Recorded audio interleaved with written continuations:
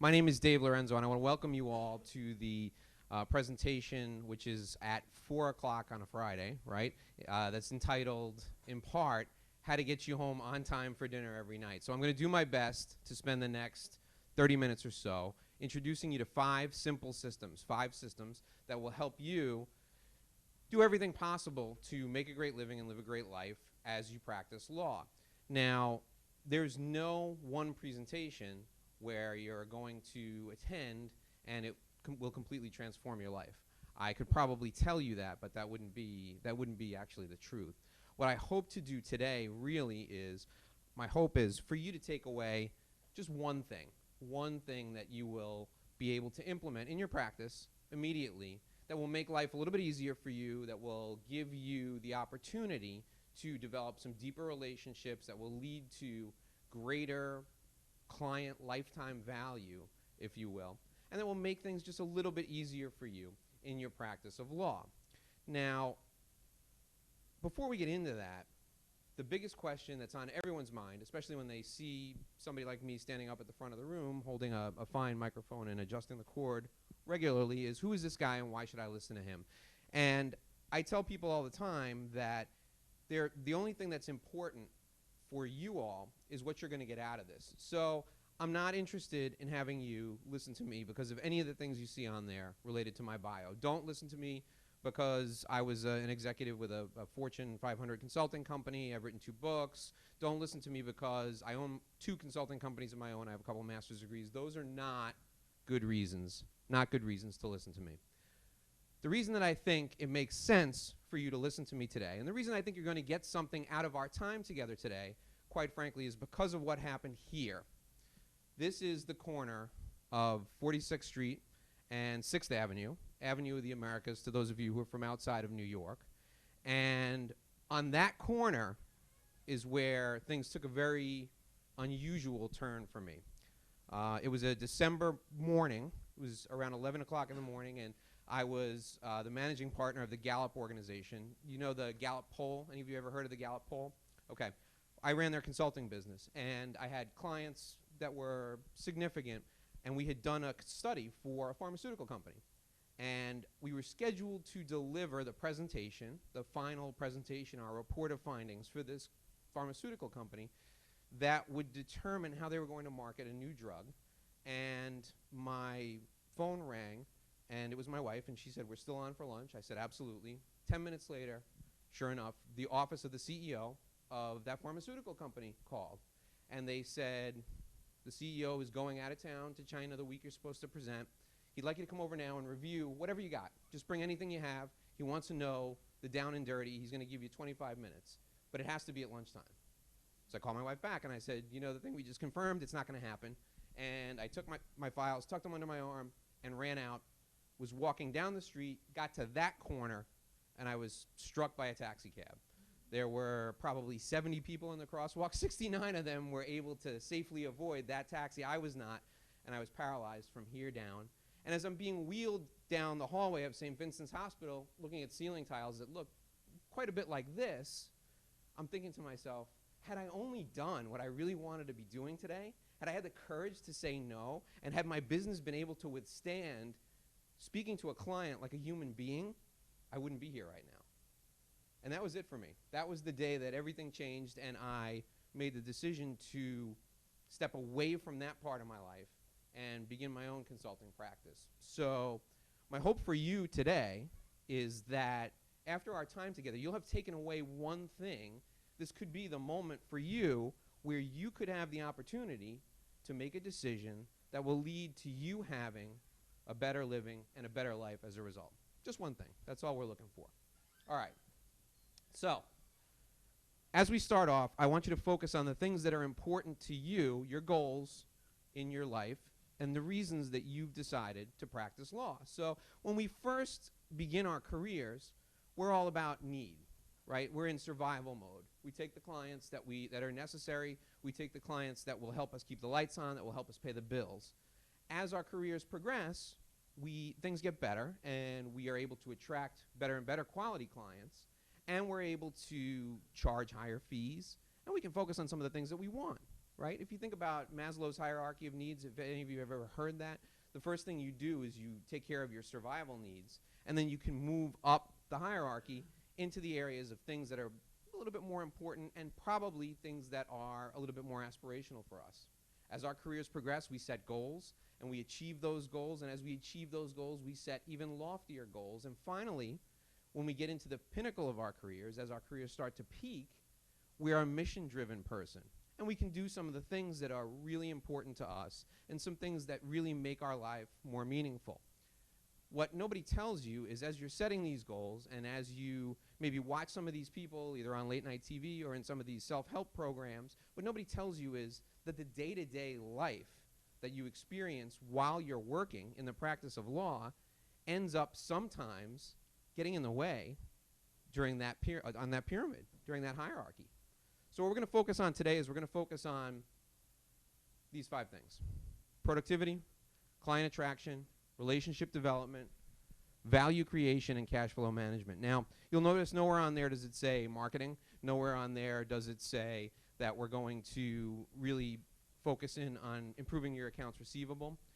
These are the basic systems that are the heartbeat, if you will, of your practice. And I'm going to give you an overview of how you can implement them effectively and efficiently and hopefully take something away that will be successful for you in your practice. All right, let's start with productivity. First and foremost, when it comes to productivity, I want you to think for a moment about how you manage your finances. Do you manage your finances in your home life with a budget? Do you manage your finances with an idea of how much you're going to spend and what you're going to spend it on? There's a pretty good chance that even if you don't have a formal written budget, that you have some idea, you have some type of a plan for how you're going to allocate your financial resources. Yet all of us wander through our daily lives each and every day without any plan for how we're going to allocate our most precious resource, our time. So I would contend that the first thing you should do on a daily, on a weekly, on a monthly basis is budget the amount of time you are going to spend on certain things. Now, when it comes to the time you're going to spend, one of the areas that you should budget your time on is the projects that you have to complete. And all of us focus on completing as much work as we can, but we never think about what's actually realistic. Any of you have a pad in your desk, in your office drawer, or on top of your desk with a list of things that you have to do? Big long list, right? Huge list. And you go home at the end of the day and you glance down at that list, how do you feel? You feel great, right? No, we feel awful. We feel terrible because there's like 70 things. You add 20 things on that list for every 2 or 3 things that you cross out. Well, folks, that's not the most productive way to do things. I would contend that you should pick 5 projects, and focus on those 5 projects throughout the course of the week. Pick 5 little things to accomplish each day and focus on completing those 5 things. And if you can't get 5 done, just get 1 done. There's no harm in making yourself feel good as opposed to making yourself feel guilty. The to-do list is designed, just by the way, the to-do list is designed to guilt you into doing things, okay? I have a better solution for that. The solution for that is what I call an action log, okay? I would rather have you start your week with 5 key projects, 5 things that you want to accomplish that are realistic, 5 things that you know you can get done if you really focus during a given week, okay? And then once you've focused on those 5 things, as you complete the steps to getting them done, write them down in your action log. Then at the end of the day, review the action log. How would you feel if you were looking at a list of things you accomplished versus a list of things that you didn't do yet? Think about the psychological switch that is made the minute you look at a list of things that you've actually gotten done. If you've ever taken a look at your appointment calendar, okay, and those of you who have to keep timesheets, this is very helpful for you. If you take a look at your appointment calendar or take a look at your timesheet at the end of the week when you fill it in or at the end of the month when you turn it in, and you say to yourself, wow, I can't believe I got all that done. That's the feeling we're going for with the action log. Now, the thing I skipped, the point I skipped in the middle there, is 50-minute increments, okay? How many of you sit at your desk and you plow through a project 2, 3, 4 hours at a time until you get it done? Anybody ever do that? Yeah, that feels good, right? You feel great when you do that. You get up and your butt's numb, and you have to shake your legs because they don't even remember that they were attached to your body, right? That's horrible. It's horrible for any number of reasons. It's horrible for your productivity. It's horrible for your physiology. It's horrible for your mental well-being. The optimal productivity time period done with research by people who have spent more time on this than I have is actually probably closer to 30 to 35 minutes. And whenever I say 30 to 35 minutes to a group of attorneys, there's almost a complete and total revolt. So I goosed it up to 50 minutes so that you take 10 minutes off walking around your office at the end. But that's what you need to do. 50-minute increment, okay? And then take a 10-minute break, even if you just walk around your office, look out the window, poke your head out the office door, and then sit back down and work for another 50 minutes, okay? The reason for this is it changes your physiology. It changes the makeup in your body, and it refocuses you on the task at hand. You'll be surprised at the sharpness of your focus after you do this. And then, no more than two 50-minute increments in a row, take a half-hour break. Your productivity will improve, I promise you, especially if you're doing something late in the day. 2 50-minute intervals in a row, and then take a half-hour break, go down and get a cup of coffee or stretch or just walk around the block. The final point that I want to make to you here, related to your in-the-office time, is never answer a ringing telephone.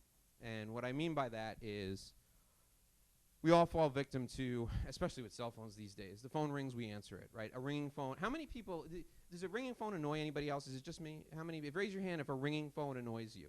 Like you walk through a department store, has anybody ever done this, and you hear a ringing phone somewhere and you stop what you're doing and you start to look for it? Because you're not going to answer it yourself. You just want somebody to answer it. You want the noise to stop, right? Because it just bugs you when the phone rings. Well, that's the worst habit you can ever get into, especially as a lawyer, and I'll tell you why. Answering a ringing telephone for attorneys is the kiss of death. Because on the other end of that phone lies what? It could be a client, right? It could be a client, and you don't have the file in front of you. You don't have an answer to his or her question. You have no idea what they want to talk about. Or on the other end of that phone could be one of your partners, right? And they want an answer to a question immediately. Or it could be somebody who could be a potential client, and you might not be in a position to talk for 20 minutes, all right? Answering a ringing phone is the kiss of death.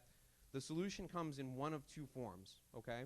Either you have somebody else, if you're so fortunate, you can have somebody else answer your phone, and you give them a checklist of things to ask the other caller, okay? Name would be good. Return phone number would be good, even if you think they already have it, okay? And then the reason for calling. And if people get put off when they're asked for the reason for calling, a simple 2-sentence explanation. I want the reason for calling, sir, because when Mr. Smith calls you back, he'd like to be fully prepared, and he wants to make sure he has any files that he needs in front of him. 2 sentences makes all the difference in the world, okay? Now, if you have somebody returning your calls for you or answering your phone who's very, very good, what you tell them is they have to schedule the return calls on your calendar in blocks of time, okay? I prefer that they schedule the calls in 15-minute intervals, and then you guys have to play a little game with yourself. The game is to get that person off the phone as quick as possible, so you can have 10 minutes or 11 minutes or 14 minutes if you're really good back for yourself, okay? Now, what if you don't have somebody who answers the phone, right? Voicemail message. Voicemail can be magic if you do it the right way. Hi, this is Dave Lorenzo. You've reached my voicemail. I'm unable to take your call right now. I would love to call you back. Please leave me your name, your phone number if you think even if you think I already have it, and the reason that you're calling. And the reason I'm asking for that is I want to be fully prepared when I call you back. I return calls every day between 3 and 5. I look forward to speaking with you then. Have a nice day. Beep. Done. Okay? Now, when you take on a new client, this conversation has to be had in advance. Mr. Client, I really think I can do some good work on your matter. I'd love to help you out. I need to explain to you a couple of things that are really important to getting our relationship off to a good start. If you call me and you need to speak with me, I return all my phone calls between 3 and 5 every day. And the reason that I do that is so that I can give you my undivided attention. If you need me, you may call me at any time, and I will call you back between 3 and 5. If it's something that is of extended importance and we need to spend more time on it, all I request is that you send an email to my administrative assistant or send an email to me. Here's her email address, his email address, here's my email address. And when you send that email, tell me what you'd like to talk about, and I'll schedule some time to meet with you on the phone and we'll cover everything that you need covered. Is that acceptable to you, Mr. Client? Does that make sense to you? Yes? Done. At the outset of the client relationship, you will never have a problem with phone calls or with issues where people are screaming and yelling that they can't get a hold of you. Well, I shouldn't say never. The one time you'll have a problem is when you don't follow your own system. Okay? So, never answer a ringing telephone. The one that I skipped there, in your action log, please give yourself credit for personal time. You're only a lawyer during the hours of the day when you work, okay? Most of you are fathers, mothers, sisters, brothers, aunts, uncles. You have relationships outside of the office. Investing time in those relationships is the best investment you can make. So, if you're keeping an action log, you have to take a holistic approach to the time you have in your life. When you're keeping an action log, give yourself credit for the time you spend in those other roles. And don't let anybody tell you that that time is not as valuable as the time you spend at work, because it absolutely is. You know, it's the mission of the folks with whom you work to do everything they can to get the most out of you during the hours that you work, but the hours that you work are up to you. All right. I could talk about that for 45 minutes, but we don't have that kind of time today. Elements of attraction. Some of you may know what I'm going to talk about now, these next two topics, as marketing, okay? I prefer to talk about them as client attraction and then relationship development, okay? Two very distinct functions that you are responsible for as a professional, that you're responsible for in your business, that you need to make sure you're paying attention to in order to keep the lights on, okay? So let's talk about attracting clients first. These are some of the elements that are critical to client attraction. First and foremost is personality. So some of you in your client attraction, I'm assuming some of you write. Any of you do any writing, publishing? Yes? No? Speaking. Anybody do any speaking? Yeah? Networking? Anybody do any networking? Excellent. Outstanding. Okay. These things are going to apply to all three of those activities. Personality. We work with people we like. Okay?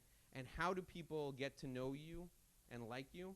Well, you have to talk to them and you have to show them your personality. If you're writing, if you're speaking, you have to let your personality come through. If you're networking, you have to spend enough time with that person to let them understand who you are. And by all means, within the realms of professionalism and etiquette, be yourself. You have to also be interesting. Now, when you speak to folks, don't spend a lot of time telling them who you are and where you went to school and how great you are. Talk about the things that are important to them. And if you're going to do this, you can do this in a professional setting like this where you're giving a talk, or you can do this in a networking setting. One of the best questions you can ever ask anybody after what is it you do for a living is, number one, how did you get into that? And number two, what keeps you awake at night? So let me explain to you how you can get into that sort of a conversation. So tonight, if you're going to the cocktail reception, you can walk up to somebody and you can say, hey, you know, what practice area are you in? Oh, that's interesting. How'd you get into that? Really? Wow, it sounds like those are some really important matters. Let me ask you, is there anything right now, you know, given everything that's going on in the economy, that keeps you awake at night? What are you really concerned about? I mean, that will be, I promise you, that person will walk away saying, man, that is the most interesting person I've ever met at a cocktail party, because they just got to talk about themselves for 20 minutes. Those questions work really well. You will come off as interesting. And I will tell you that in a networking setting, there is nothing more valuable than being a good listener. Practical information. If you're writing, if you're speaking, if you are on a panel at an event such as this, give people information they can use tomorrow. So many attorneys I meet with or with whom I work say to me, well, but if I tell them what to do, they're going to go out and do it. Right? And these are attorneys who are like intellectual property attorneys who are speaking to engineers, right? But yeah, if I tell them how to write that managed service agreement, they're going to go out and do it tomorrow. Well, no, they're not going to go out and do it tomorrow. They're going to call you because you just gave them 45 things to do. They don't know what they have to do with that. So give them practical information they can use. Help them understand the importance of what you do. Help them understand the depth of your knowledge and the breadth of your experience. Finally, permission to communicate afterwards. How many of you got a business card from somebody else today? When you got that business card from them, what do you think their expectation was when they gave you that business card? Was their expectation that, you know, you're gonna email them 15 times a week and ask them for a case as a referral? Probably not, right? Their expectation was, if you ever have a case and you're thinking of me, maybe you'll find the card in the suit that you wore last week to this event, and you'll give me a call, right? Those are the two extremes that I see whenever people go to a networking event or people are marketing in general as a professional service provider, as a lawyer, right? Either you stumble across the business card and you call somebody 6 weeks later and you go, I'm not really sure where I met you, but I need a trust and estates attorney. Can you help me out? And that person is first offended and then happy because they know that you don't know who they are, but then they know they're going to get a case, so it's all right. The other extreme is you email them 15 times and you tell them who you are and what you do every single day for the rest of their lives until they report you for spam. Somewhere in the middle is a happy medium, and that's where you need to live. So they give you their business card and you say, wow, that's an awfully nice business card, thank you so much. What I'd love to do is I'd love to send you my monthly newsletter, and occasionally you'll read it, but I'm hoping that if ever you need someone who's in my field and you're thinking of me, you'll give me a call. And in the newsletter, I put helpful information about what's going on in the legal community in our area. And if you'd ever like to write a column for me, I'd love to have you do that. Would that be okay? And they give you your business card, and they say, well, yeah, sure, nobody's ever got a business card from me at a networking event and asked me to write a column. That's fantastic. I'd love to do that. Again, you're interesting. You're different. 3 things that are important when you're starting a relationship. And this is true whether you're marketing through speaking, you're marketing through writing, or you're marketing at networking. Your message, your audience, and the way that you deliver it. Okay? Your message, your audience, and the way that you deliver it. So let's take the audience first. Okay? You're speaking to a group of attorneys who are not in your practice area, and you're hoping to get referrals from them. Your message to that group of attorneys is going to be quite different than if you're speaking to a group of people who are in your target audience. So if you're speaking to clients, your message has to be different than if you're speaking to referral sources. Everyone knows that. But what no one knows is if you're speaking to a group, each and every single person in the room may have a different need for an attorney. So what you have to do is you have to think to yourself, what is the message that will cover the broad needs of these people and get them to select me as a resource whether or not I can fulfill the need that they have. All right? It's a very different approach. Now, the way you deliver your message, whether you choose to deliver it by writing in a trade publication or by speaking at conventions or by going to as many networking events as you can stand, is going to depend upon where your ideal client is. Think about this for a moment. No matter what practice area you're in, your ideal client probably subscribes to at least one industry trade journal or attends a convention or an event or is a member of a society or an organization that has networking functions.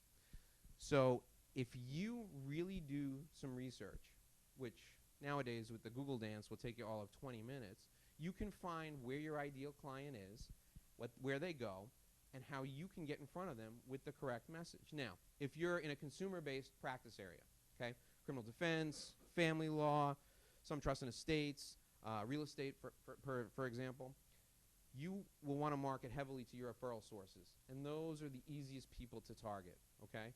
There's a good chance some of your referral sources are here at this convention, at this meeting. There's a good chance your referral sources can be targeted by industry associations, like for real estate attorneys. You can't walk down the street in South Florida without bumping into somebody who's in the real estate business. So you can figure out where your referral sources are going to be, centers of influence in the community are going to be, and you can market to them using these 3 aspects. All right, growing those relationships. So you've got some clients, you're in a business-to-business practice, and you want to determine how you can deepen client lifetime value. Who's ever heard that expression, client lifetime value? All right, if you're in a consumer practice and you have a great referral source, you want to deepen lifetime value of your referral sources, okay? All lifetime value is, client lifetime value or referral source lifetime value, all that is essentially having a relationship so deep that people will want to send you business over and over again. It is far easier to help people who already know, like, and trust you. It is far easier to maximize the lifetime value of people who are already in your sphere of influence than it is to go out and find new clients. If you're practicing for 10, 15 years or more, you very well could get all of your business from referral sources, past clients, and people who know you, like you, and trust you. You may never have to go out on the street and meet a new client again. And when I say out on the street, I mean speaking, I mean writing. I'm certainly not advising that. You should do it anyway. But you can be very well fed by maximizing the lifetime value of your referral sources. Here's the key, okay? Trust, credibility, visibility, and differentiation. Let's start with differentiation. Why should I hire you versus everyone else who does what you do? What's the reason? Why? What makes you different? How many people have ever gone to a law firm website and saw we have 150 years of combined experience? Anybody ever seen that? Yeah. Everybody's got experience, folks. Everybody went to great law schools, all right? Even those of you who didn't go to great law schools, you went to great law schools as far as I'm concerned, because I didn't go to law school. So that's not a differentiating factor, okay? Providing outstanding customer service, being client service, being highly responsive, that's not a differentiating factor, okay? You have to figure out what makes you unique, and you have to figure out why those clients who come back over and over again, or those referral sources who refer you over and over again, do that. Once you figure that out, then you know what differentiates you from everybody else. So the best place to figure out what your key differentiating factor is to ask your clients. And it doesn't have to be an awkward conversation. You can simply sit across the table from them at lunch, or if you don't have time for lunch, across the 4-inch table at Starbucks and say, hey, you know, I want to just thank you for the business that you've sent to me. I really enjoy working on the stuff that you have. It's very interesting. I like working with you. I'm working on this new program, and I want to make sure that I'm describing what makes me different from all the other lawyers out there. Can you help me with that? Why would you come to me? What makes me different? Now, if that person gets up and walks away, there's probably an issue with your relationship, but I'm suspecting that you wouldn't be in that situation in the first place. But that's how you can really find out what makes you different. You know, very few of us are self-aware enough to know what the differentiating factor is, but each of us have one, and we need to be able to communicate it to the rest of the world. All right, visibility. People can't hire you if they don't know who you are. You know, I love these online blogs, and I'm friends with some of the people who write them, but they rail against marketing. You know, it's as if people who are marketing are out there, you know, raping and pillaging, for God's sake. Honestly, you could very well be the best lawyer nobody's ever heard of, okay? You're professional in your day-to-day practice. You need to be professional in your marketing, but there's no harm in educating people who can use your services. Marketing is simply describing the value you provide and allowing people to avail themselves of that value. You're not beating people over the head. You're not selling vacuums and throwing dirt on the floor and showing people how great it is that the vacuum can clean it up. You're simply demonstrating the value you provide and letting people avail themselves of that value. You need to put yourself in a position to be exposed to as many people who can benefit from the value you provide as possible. That is your responsibility as a professional. And if you're good, or if you even think you're good, you owe it to your clients and prospective clients to let them know. If the client is going to stumble into anyone's office, let him stumble into the office of someone who's good. So demonstrate the value you provide, and do not have any hesitancy about allowing people to avail themselves of that value. Trust and credibility go hand in hand. And I will tell you, with credibility, one of the ways you can gain credibility quickly among people who have no idea who you are is through a referral. So visibility and credibility work together by telling people that you get business through referrals, because it's very hard for you to talk about how fantastic you really are. If I'm sitting across from a client and I say, I think we've done some good work here. What do you think? And the client says, absolutely. And I think that we really have done something that's benefited your business. And the client will most often say, yes, we have, and here are the ways this has benefited me. And you say, I really appreciate working with you. Thank you for your business. And they'll say, oh, you're welcome. I like working with you too. And then you say, now I need to ask you something that's a little uncomfortable for me. And when you say it's a little uncomfortable for me, you immediately lift the fog of awkwardness, right? This is a little uncomfortable for me. But the best clients I have come to me through referrals. I'm wondering if somewhere down the line you'd feel comfortable referring someone to me. Well, of course. You just did great work for me. Fantastic. Thank you so much, and you leave, okay? The next time you see that person, you say, remember that conversation we had? I'd love to meet so-and-so, and I know he's part of your country club. Or I'd love to meet, John Smith, and I know you serve on the panel with, or the board with him at XYZ Association. Oh yeah, I'd be happy to make that introduction. It's a two-step process, but the credibility and the visibility go hand in hand in that case. And that's just one example of how you can do it. There are dozens of others. Trust. I left trust for the end, and the reason for that is because trust is developed over time, and it's developed through frequency of contact and communication, okay? If you want to develop relationships with people, well, think of it this way.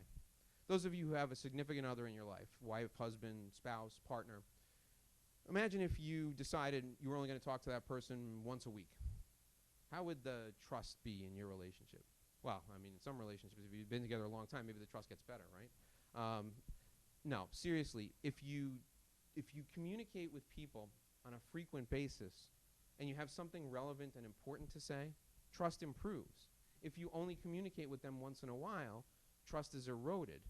So if you're doing anything related to publishing a newsletter or attending an event where the same people attend over and over again, and you're wondering why you're not getting referrals or why relationships aren't being developed, frequency of interaction leads to trust. And if you're not interacting with these people frequently enough, there's a pretty good reason, that's a pretty good reason why the trust isn't occurring. Okay.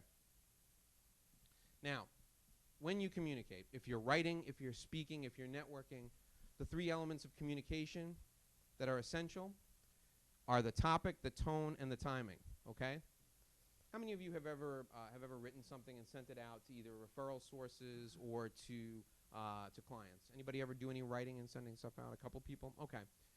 You'll get a better response if you pick a topic that resonates with them, pick a topic that's important to them, and you write it in a tone that's friendly, okay? And there's something about the way lawyers write, which I think is probably important to somebody somewhere. I mean, there's a very, very formal, this whole language. Like when you guys talk to each other, I know you don't talk to each other in the hallways like this, but when you guys write to each other, I mean, it's like you're telling somebody to go jump in a lake in such a way that it's not only jump in a lake, but it's like jump in a very deep lake with a cinder block tied around your neck, and do it now, please, right? That's not the way you need to write or talk or speak when you're talking or writing or speaking to your clients. I mean, what you need to do is you need to speak like a human being. Your website, if those of you who have your own websites, your website needs to be written in the language of a human being, because human beings are going to read it, okay? And when you're writing stuff on your website, whether you're writing it on a blog or on the home page, it should be things that are important to the people who are reading it, and it should be things that really get them to think and help them understand the depth of your knowledge and why they need to hire you. Not, again, where you went to law school and how great you are and the thousands of years of experience that you and your firm have. The timing of your communication is everything.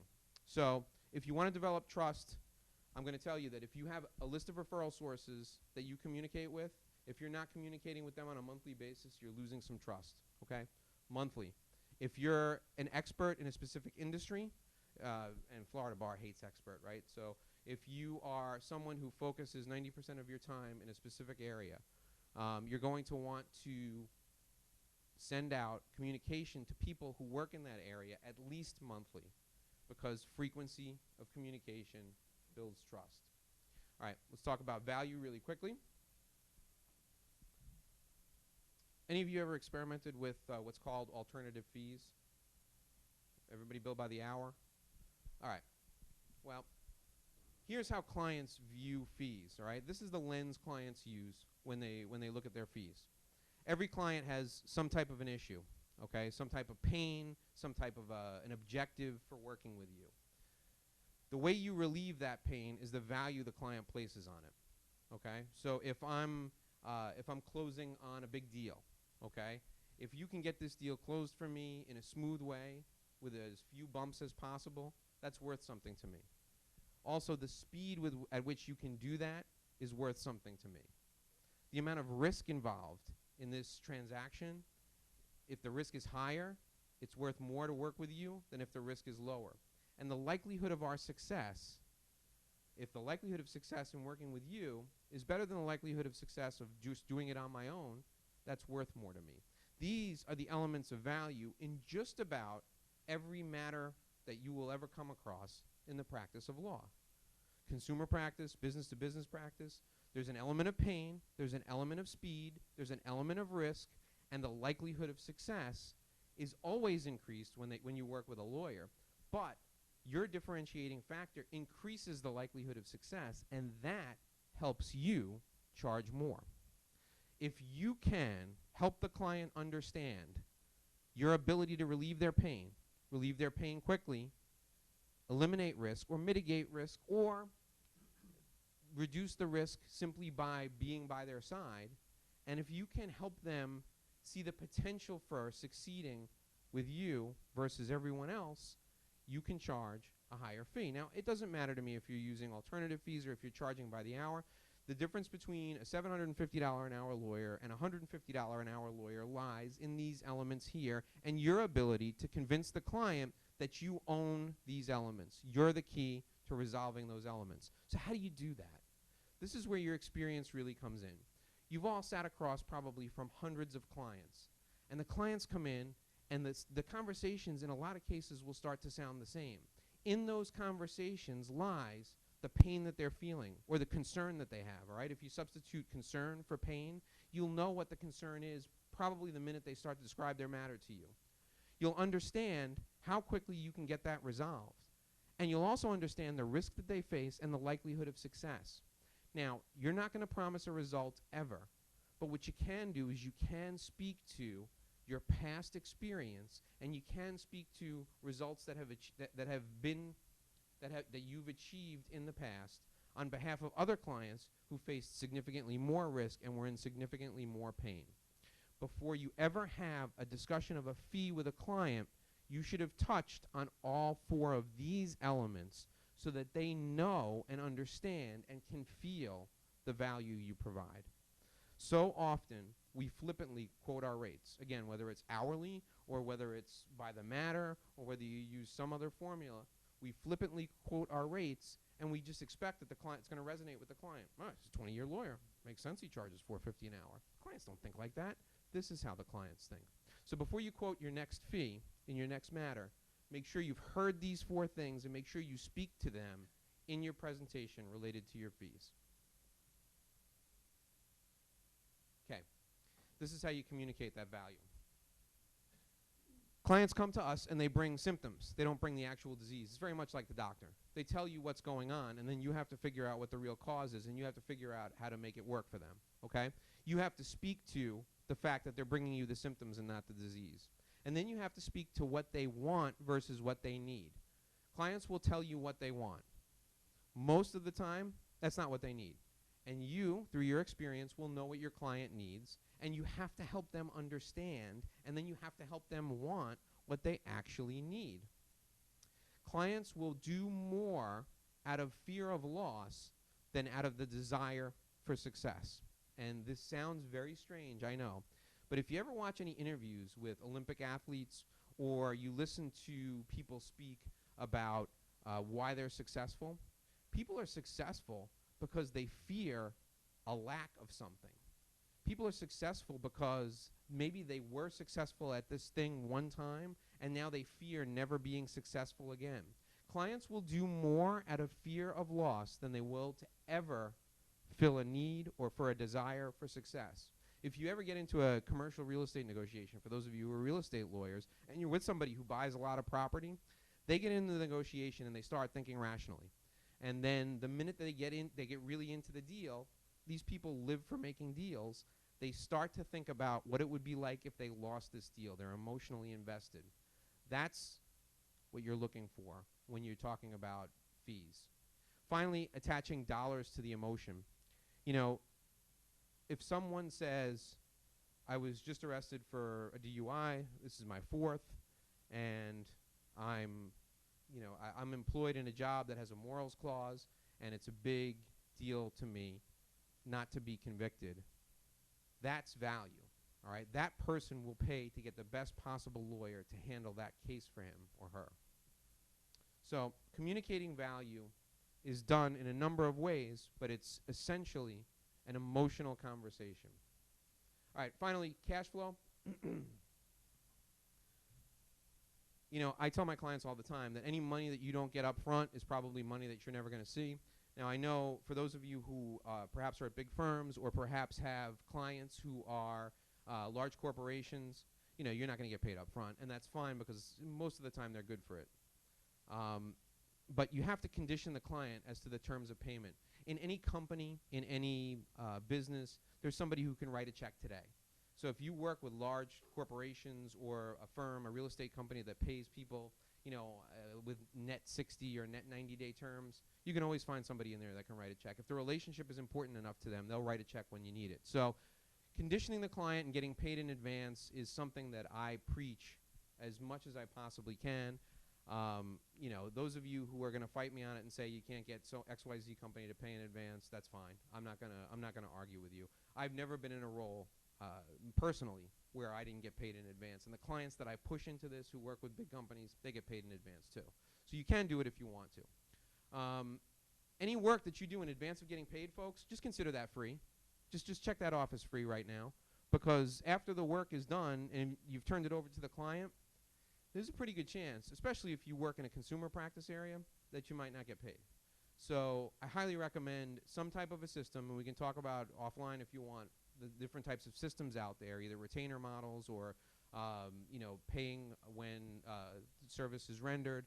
But I highly recommend getting paid before you do any of the work. And then negotiating fees. There's a race that a lot of lawyers are engaged in, mostly consumer practice lawyers, but it happens in a business-to-business setting a lot. And it's the race to the bottom, okay? The client says, you quote a fee, right? You go first, you quote the fee. And then the client says, well, I can't pay that, but I can pay this.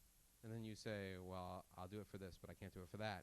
And the client says, well, how about this? And you say, well, how about that? And then you both say, okay, right? That's bad. Don't do that, all right? To prevent negotiation, the best tip I can give you to prevent negotiation, when you sit down with a client, offer them 3 options, okay? Each option has a differing value, all right? Option 1 has this value. Option 2 has this value plus this value. Option 3 has this value plus this value plus this value, all of which you're going to get the best representation I can give you. It's just that I'm going to do more in each of these 3 areas. So I know that sounds kind of amorphous, so let me give you an example. Trust and estates attorney, okay? Option 1 is just a will, right? Just a will, say $250. I'm just pulling numbers out of the air, okay? So don't shoot me if I go too low or too high, right? Just a will, $250. Option 2 is a will and a durable power of attorney. We can do that for you, no problem, for $400. Option 3 is the 5-document package everyone should have. I highly recommend it because you have several children, and if you don't get it, there's a very good chance that your Aunt Sylvia will wind up with the kids, and your husband's next wife, well, she'll wind up with all the money. So you got to go for the 5-option package. If you're concerned about those things, that's $1,000. All right? Those 3 options, you know what? Like magic, nobody's negotiating the price of the will with you anymore. They're trying to figure out if they really want Aunt Sylvia to have the kids or if the husband's next wife is going to get all the money, okay? Anytime you can offer the client multiple options in your fee structure, and it's easier to do in a business-to-business setting than it is in a consumer setting, anytime you can offer multiple options, you end up taking away the ability or the desire of the client to negotiate. All right. This is your call to action here, folks. We're at the end of our time together. I've written a couple of books, and if you want a copy of this book, I'm happy to give it to you. Simply pass your business card to me. If you want, you can just leave it right on the table up here, and I will send you an electronic copy of the book. I will also email you with great frequency, and you are more than welcome to, hey, I'm honest, you are more than welcome to opt out at any time, but I ask that you read the information a couple of times before you opt out. The book is 100% free. There's absolutely no charge, and I'd be glad to send it to you if you leave me your business card. You know, my one question, the one thing that I want to leave with you, is I want you to think about the story that I told at the outset of our time together, and I want you to think about what it'll take for you to implement just one thing that you've heard here today, and that's really all that anyone can ask of you. You know, we covered a lot of ground. So if you can just take one thing and put it into practice in your law firm, you know, hopefully on Monday, you may actually make things just a little bit better for yourself. You may make a great living and live a great life. And I'll stick around and answer any questions if you have them. Thanks a lot.